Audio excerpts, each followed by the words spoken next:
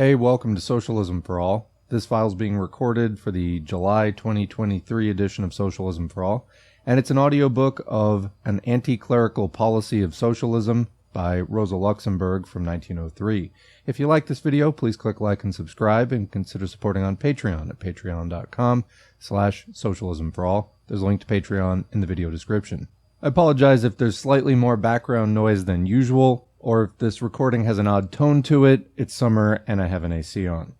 So this piece was first published in French in Le Mouvement Socialist, 1st of January 1903, in response to a questionnaire. The sources: The Social Democrat, August 1903. HTML transcription and markup by Adam Buick and B. Baggins. Copyleft Luxemburg Internet Archive at Marxists.org, 2004. Thanks as usual to the Marxists Internet Archive for hosting this and thousands of other free Marxist texts. Let's begin.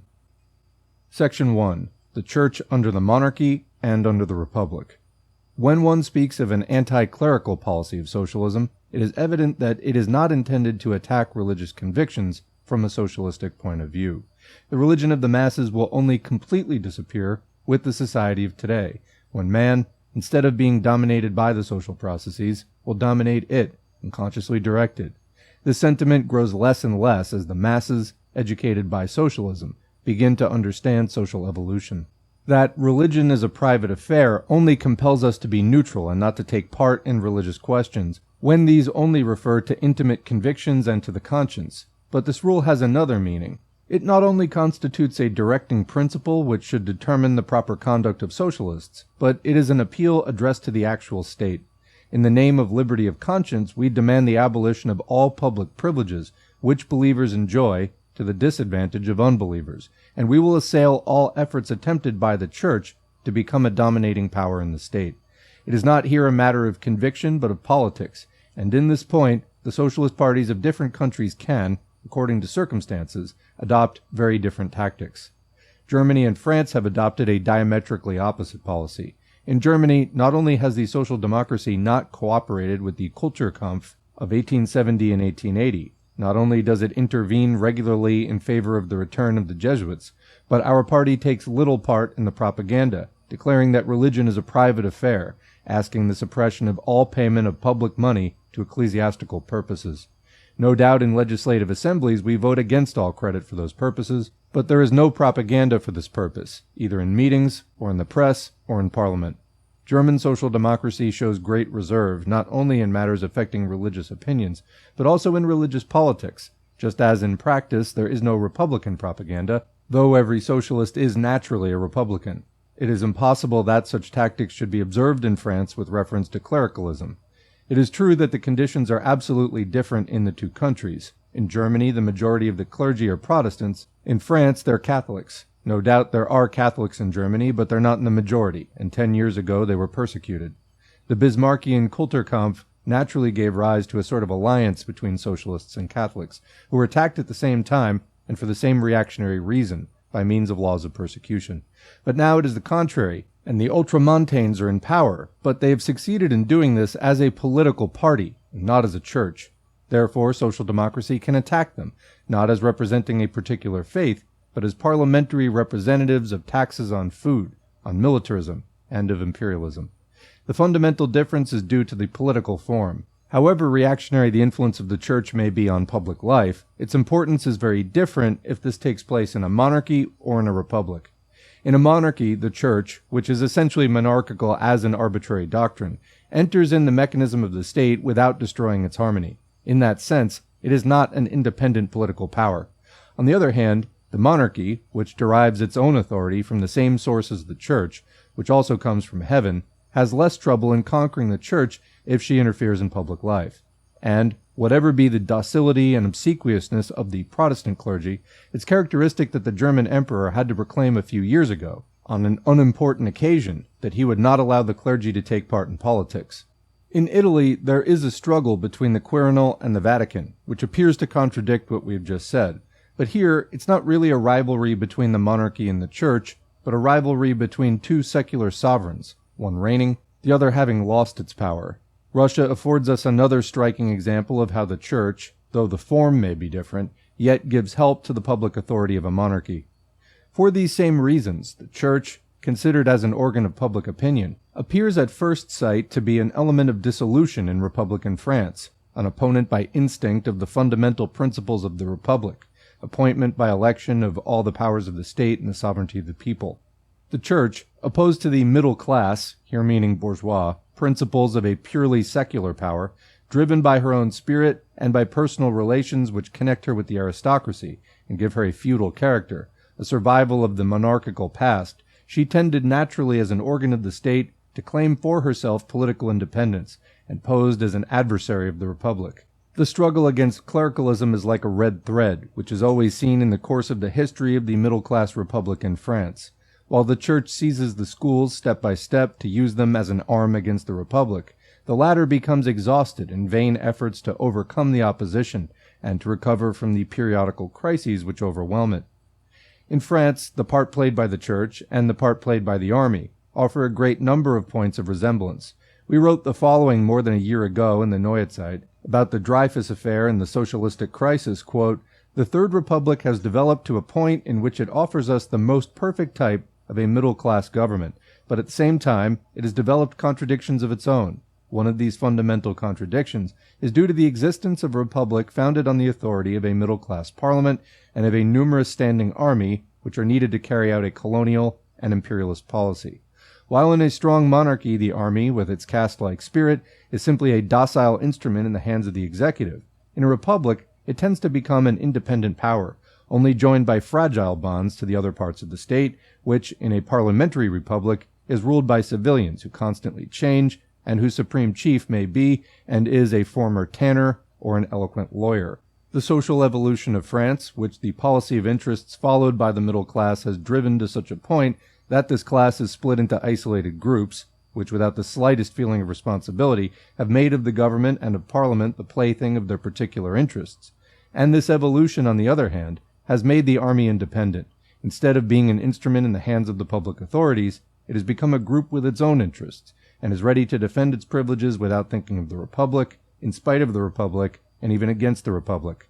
The antagonism between the parliamentary republic and the standing army can only be solved by the return of the army to the civil society, and by the organization of civil society as an army. The army must no longer have for its object colonial conquests, and must only think about the defense of the nation.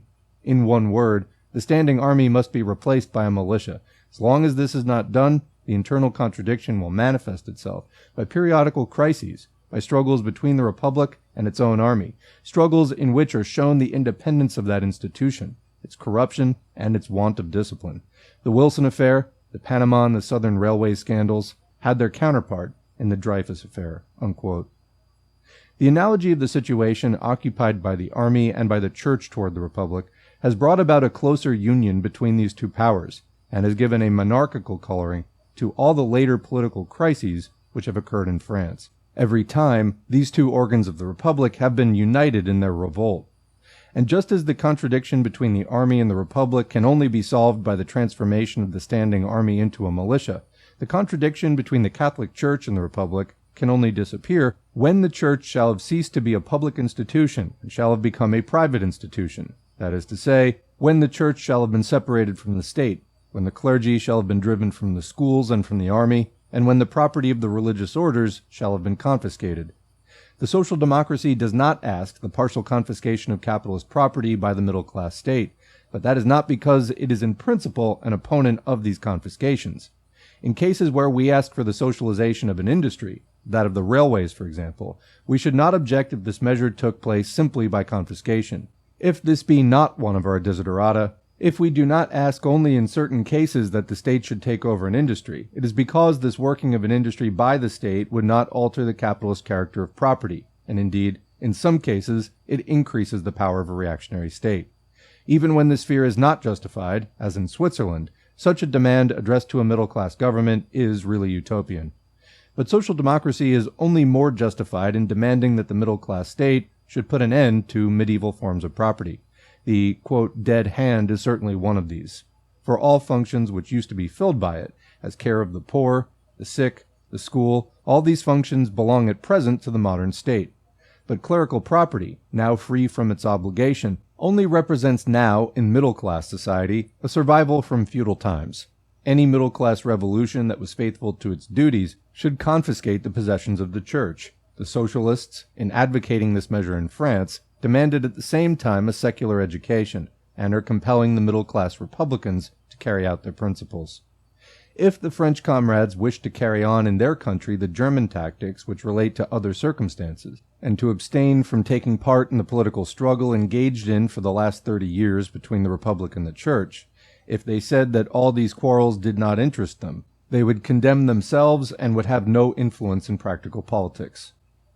Section 2. Socialist and Middle-Class Anti-Clericalism. The Socialists have to fight against the Church, which is an anti-republican and reactionary power, not to agree with middle-class anti-clericalism, but to get rid of it.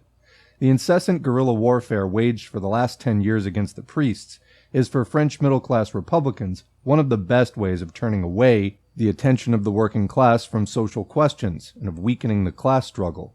Anti-clericalism is also the only cause of the existence of the Radical Party.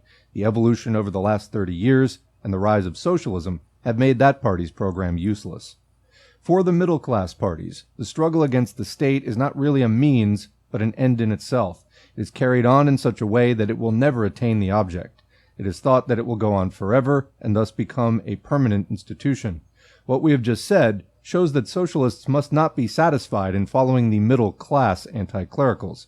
They are their adversaries, and they must be unmasked by the war against the Church.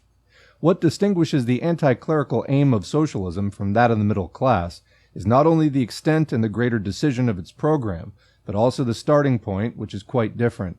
The designedly hopeless campaign that middle-class Republicans are engaged in for the last 30 years against the Church takes a particular character. They will divide artificially into two different questions, a problem which politically is one and indivisible.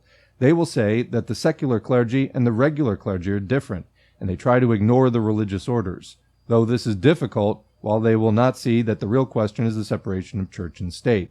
Instead of cutting the Gordian knot at one blow, by suppressing the budget of public worship and all the administrative functions entrusted to the clergy, and by confiscating the wealth of the religious orders, they only attack the non-authorized orders. Instead of separating the church from the state, they try on the contrary to connect the religious orders with the state.